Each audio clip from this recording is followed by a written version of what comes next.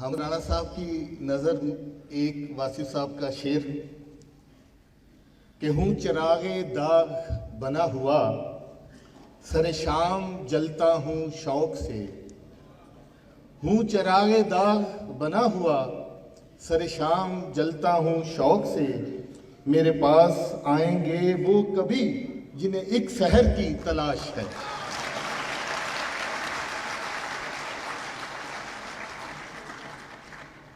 اب میں خانوادہ سادات کے ایک روشن چراغ محترم جناب ڈاکٹر سید ضیاء الحسنین صاحب سے درخواست گزار ہوں کہ وہ تشریف لائیں اور اپنے خیالات عالیہ سے نوازیں۔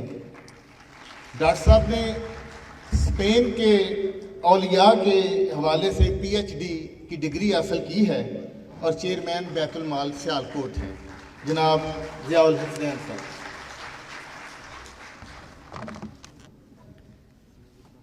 الحمدللہ رب العالمین والصلاة والسلام علی اشرف الانبیاء والمرسلین، اما بعد فاعوذ باللہ من الشیطان الرجیم، بسم اللہ الرحمن الرحیم، اللہم صلی علی سیدنا و مولانا محمد وعلی آل محمد مبارک وسلم۔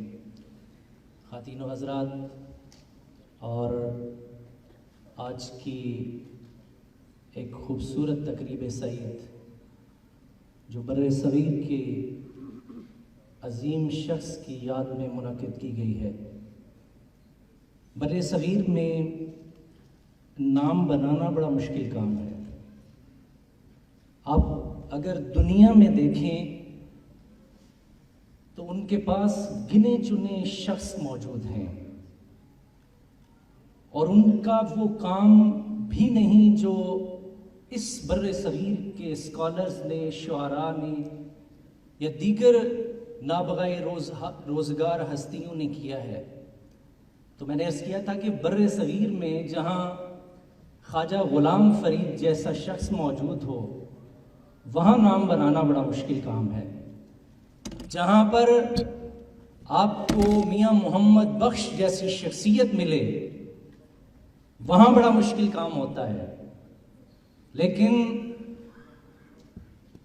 واصف علی واصف صاحب رحمۃ اللہ تعالی علیہ وہ شخص ہیں جنہوں نے یہ ثابت کیا ہے کہ یہ خواجہ غلام فرید کے قبیل کا شخص ہے اور میدان میں آ کے کھڑا ہو چکا ہے۔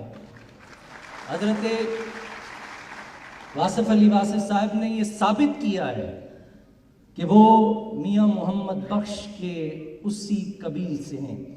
تو میں صرف مختصر اپنی گفتگو کروں گا۔ میرا آج کا جو موضوع ہے وہ ہے حضرت واصف علی واصف صاحب کی تحریروں کا سوشیو ریلیجیس اسپیکٹ، مذہبی، سماجی اور مذہبی پہلو۔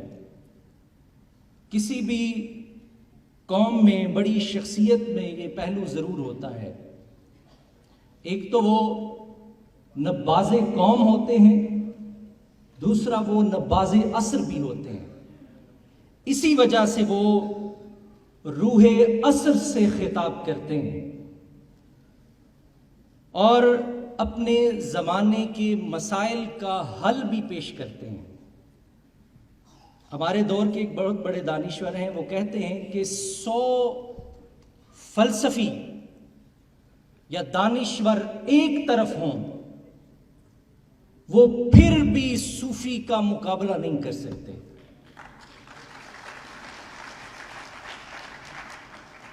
اور وہ صوفی جتنا نہ تو ادراک رکھتے ہیں نہ شعور رکھتے ہیں۔ آپ مغربی مفکرین جو ہیں سیگمنٹ فرائڈ اور ولیم جیمز کو پڑھیں، ان کا شعور اور ان کی فکر کے پہلو ابھی تک نامکمل ہیں، ابھی تک وہ مکمل نہیں کر سکے۔ اس کی وجہ یہ ہے کہ ان کے پاس اگر معرفت کے لیے صرف اور صرف عقل موجود ہوتی ہے، لیکن صوفی کے لیے الہام بھی موجود ہوتا ہے، وجدان بھی موجود ہوتا ہے، اور صوفی کا تعلق علم حاصل کرنے کے لیے الم نشرح لک صدرک، اللہ کے محبوب محمد الرسول اللہ کے سینہ اطہر کے ساتھ ہوتا ہے.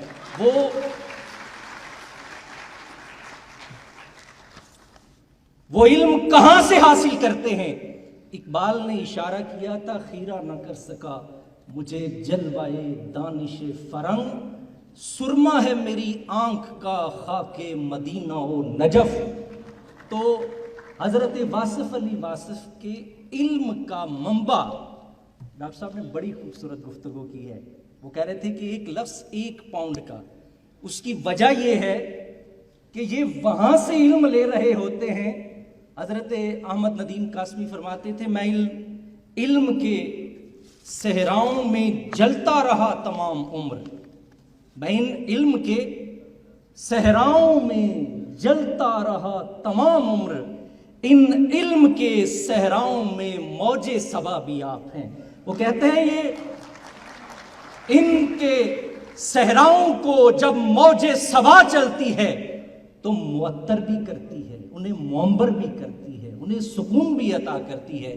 تو واصف علی واصف صاحب کا جو علم ہے اس کا مرکز اور منبع ایک تو خاک مدینہ ہے اور دوسرا نجف ہے. یہ ابھی ڈاکٹر قادری صاحب نے جو پڑھا، یہ علی عرفان کا در ہے، علی گویا ولی گر ہے، علی مستی کا ساغر ہے، اور میں علی وارث پیمبر ہے. یہ علم حضرت واصف صاحب کا کہاں سے آیا؟ یہ محمد الرسول اللہ کے سینہ اطہر سے. ایک صوفی کہتے ہیں کہ روشن فکر وہ ہوتا ہے جو جہاں شناس ہو. میں آخری باتوں تک آ چکا ہوں، یہ آخری بات ایک صوفی کا قول نقل کر رہا ہوں. وہ کہتے ہیں روشن فکر وہ ہوتا ہے جو جہان شناس ہو، روشن طبع وہ ہوتا ہے جو خود شناس ہو، اور روشن دل وہ ہوتا ہے جو خدا شناس ہو. میں دوبارہ دہرا رہا ہوں، روشن فکر وہ ہوتا ہے جو جہان شناس ہوتا ہے، اور روشن طبع خود شناس ہوتا ہے، روشن دل خدا شناس ہوتا ہے. لیکن ایک چوتھا درجہ ہے، وہ ہے عارف باللہ کا. عارف باللہ خود شناس بھی ہوتا ہے اور جہان شناس بھی ہوتا ہے، اور عارف باللہ خدا شناس بھی ہوتا ہے.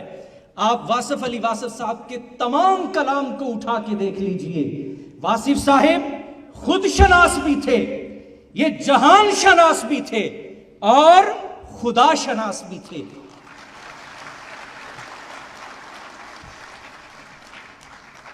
میں ان کی تحریر صرف ایک پیش کرنا چاہوں گا. میرے پاس جو ان کی کتاب پڑھی ہے یہ 2004 کی ہے. زمانہ طالب علمی تھا تو واصف صاحب سے جو پہلا تعارف میرے کلاس فیلو نے کیا، اور وہ شعر سنائے انہوں نے مجھے کچھ، تو میں یہ شعر آپ کو سناؤں گا. تو ان شعروں سے مجھے واصف صاحب سے محبت ہوئی تھی. تو یہ شعر تھے، یہ آج سے 17 سال قبل کی بات ہے، کہ ہتھوں باز اڑا کے سسی تھلاں دے وچ رلی، ہتھوں باز اڑا کے سسی تھلاں دے وچ رلی، چلی واہ وچھوڑے والی کونج پئی کرلاوے، دیوے خوشیاں دے بجھ جاندے تے ہاسے ہنجو بن جاندے، وسدے شہر نہ ملدے جتھے ڈیرا عشق لگاوے. تو یہ وہ اشعار تھے. یہ شعر سننے کے بعد میں نے یہ کتاب خریدی تھی. اس میں صرف ایک نمونہ کلام، طوالت زیادہ ہو چکی ہے. واصف صاحب فرماتے ہیں، اگر عشق کو تمنائے حبیب صلی اللہ علیہ وسلم کا نام دیں تو اس میں فراق کا ہونا لازمی ہے. یہ صرف اتنے سے جملے.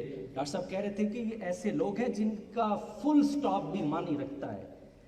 آپ دیکھیے، کہتے ہیں کہ اگر عشق کو تمنائے حبیب کا نام دیں تو اس میں فراق کا ہونا لازمی ہے. پھر آگے آپ فرماتے ہیں کہ محبوب کا سب سے قیمتی تحفہ اپنے محب کے لیے فراق کا تحفہ ہے. اور یہ اس کے پیچھے آپ سورہ یوسف پڑھیں گے تو آپ کو اس لائن کی سمجھ آ جائے گی جس کو آپ نے کوزے میں بند کیا ہے کہ فراق کے لمحے کیسے شخصیت ساز زمانے ہوتے ہیں. ہمارے پاس اللہ نے اس بر صغیر کو بڑی عظیم شخصیات سے نوازا ہے. ہم 3 سال قبل چائنا گئے تو چائنا والے ہمیں اپنے جو نابغہ روزگار ہستیاں تھیں ان کا تعارف کرواتے تھے. تو جو گائیڈ تھے ہمارے ساتھ وہ ہمیں ایک شاعر کے پاس کے یادگار پہ لے کے گئے. بہت بڑی جگہ تھی, لوشن اس کا نام تھا. وہ راستے میں جو ہماری گائیڈ تقریباً 1 گھنٹہ بولتی رہی کہ وہ لوشن ایسا ہے, لوشن ایسا ہے, اور انہوں نے اس کے پورے گھر کو, جہاں وہ کھڑا ہوا, وہ جہاں بیٹھا, جو کبھی وہ کسی جگہ سے گرا, انہوں نے اس جگہ کو بھی محفوظ کر رکھا تھا کہ لوشن صاحب یہاں پہ گرے تھے.